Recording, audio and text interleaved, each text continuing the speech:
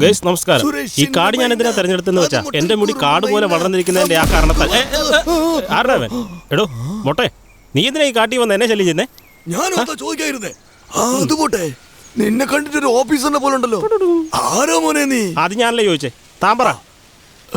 എന്റെ മോനെ കാണാനില്ല, അതുകൊണ്ടാ തേടി നടക്കുന്നത്. മോനെ കാണാൻ പോയാൽ സ്വന്തം നാട്ടി വേണ്ട അന്വേഷിക്കാൻ.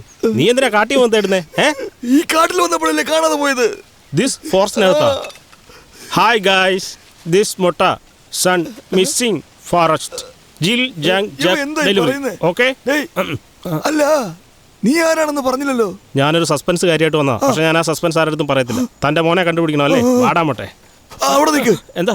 അല്ല, സസ്പെൻസ് എന്ന് പറഞ്ഞില്ല, അതെന്താ? അത് നമ്മൾ ചത്തതിന് ശേഷം 6 മണി കുഴിച്ചെടുത്തില്ലേ, പിന്നെ അറിയാൻ പറ്റൂ. അത് തന്നെ. വാ മൊട്ടെ, നിന്റെ മോന്റെ ഹൈറ്റ് എത്രയാ? ഹായ് വ്യൂവേഴ്സ്, ഞാൻ നിങ്ങളുടെ ജയശങ്കറാ സംസാരിക്കുന്നത്. ഞാൻ അന്വേഷിച്ച് വന്ന സാധനം ഞാൻ പെട്ടെന്ന് തന്നെ കണ്ടുപിടിക്കും. കണ്ടുപിടിച്ചിട്ട് നിങ്ങളെല്ലാം നേരി കണ്ടിട്ട് ഞാനൊരു പാർട്ടി തരുന്നുണ്ട്. Okay, thank you. എനിക്കാണ് എന്തോ പോലെ തോന്നുന്നു. നീ തന്നെ അങ്ങ് പറഞ്ഞു. ഞാനാണ് കുരങ്കുമാർ.